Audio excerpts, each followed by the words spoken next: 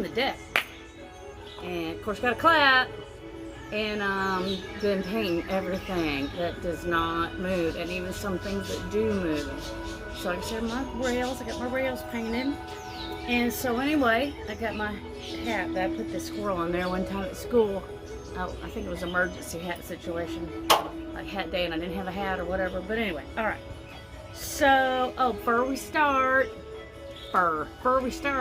say shout out to my homegirls at school. I was feeling a little down last night, so I started doing some texting, and then my Clearwater High School teachers. Whoop, whoop.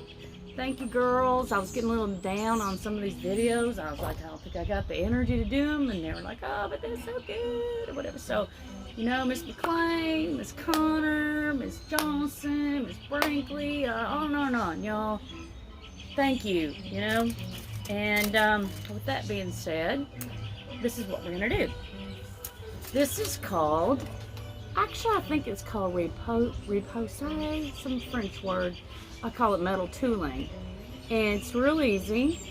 And like, hopefully like, you know, most of my projects, I'm hoping that y'all have things at home that you could already use. Now, you need tinfoil.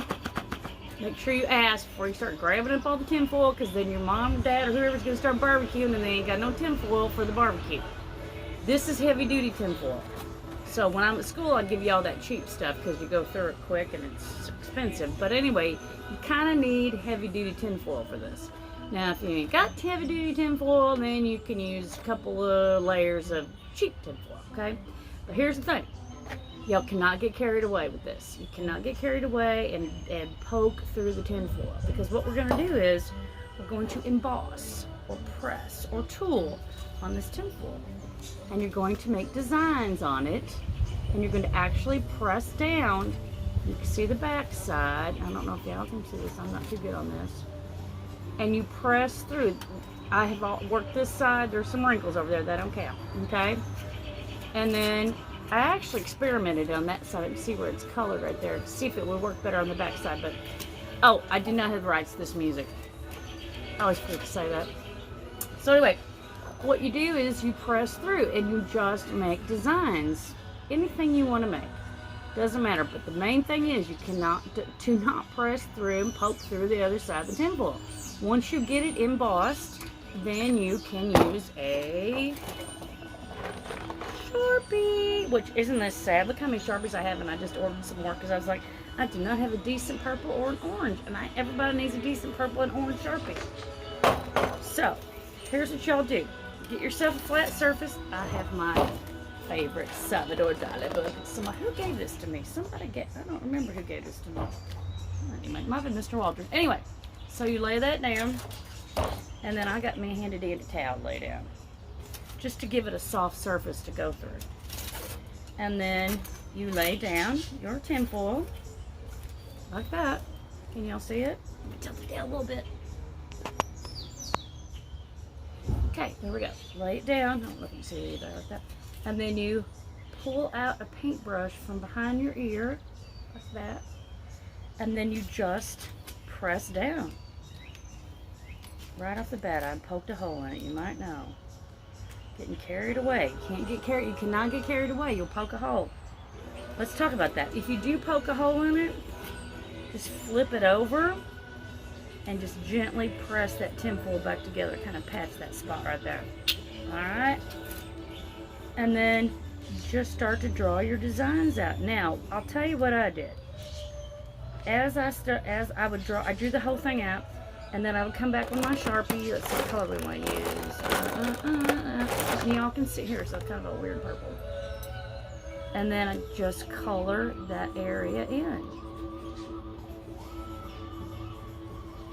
And what it does is it leaves it's just a kind of a neat design, because you can see the foil from underneath, so it kind of lends itself to a different kind of look. And then of course when you're adding in, when you press in and embossing it, that is adding texture. So we've talked about this. Anytime you can add texture in to any art project, it makes it interesting, unless you're doing some kind of minimalist art, which is so. And so what I did is then I would color that section in, and then I'd move on. Oh, here comes the sun. I gotta mow the grass today. And then I'd take that next section and I'd press it in. I kind of did all my lines, and then I went back over it again and pressed them out again.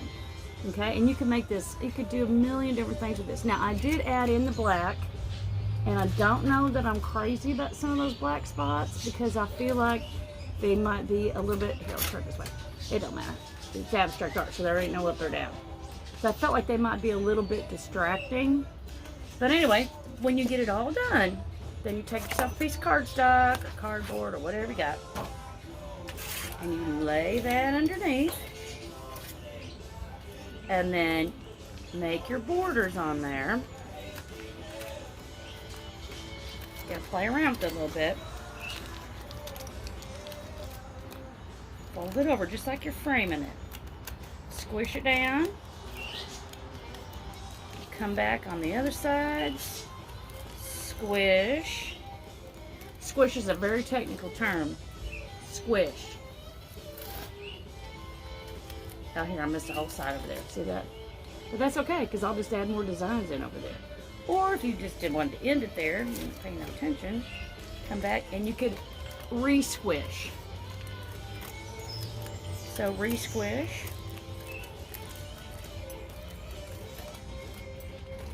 Oh, look at there. Look how fancy that is. Now, you can see where places are raised, or where the tinfoil gets raised. It leaves a little bit of that silver shine through, and y'all want that because it makes kind of an interesting design. Again, with your colors, what's the rule? If you use a color once, you use it again, unless you're trying to create a focal point, which we're not trying to create a focal point. You want to keep it balanced, and then you just keep playing around with it. Again, like, you can't get carried away with it. Do not poke a hole. I'd say the end of a paintbrush is one of the best things to use, or anything that's, you know, not like a chopstick, because it's got a pokey hole in it, or not like a pen. You might be able to use the eraser end of a pencil, but it's a little bit big. But otherwise, that's your, and it has to be Sharpie. Sorry, it does, because your regular Crayola, like water soluble, it won't do. You know, you just put it on there and you just wipe it right off. So anyway, that is your project for today. I got a couple more projects coming up. I did find my macrame stuff. I made me a macrame bracelet last. I can't talk macrame bracelet last night. Trying not to mumble. So I will do macrame with you, maybe not tomorrow, but the next day, because it takes a minute to do that. And I got a couple other projects. And one more thing before I go. I want y'all to keep my sister and my neighbor Natalie in your thoughts, because my girl is with her daughter in Maryland. Natalie's a respiratory therapist, and they're in a hot spot in Maryland, and we're working through this. And Miss Natalie is one that loaned me this tripod, which I haven't given it back yet. But Miss Natalie said you can keep it as long as you need it, which it looks like I'm gonna need it for a while. So anyway, it's a gorgeous day. I got some morel mushrooms, but I could always use more. And don't forget, y'all, you kids out there turkey hunting, save me them feathers. I'll take a couple of beards, and I need some turkey feet too, because my last back scratcher's been in the window of my car for like an eternity, and it's starting to get wore out. That's it. Have a great day, y'all. Hope to see you soon. Out.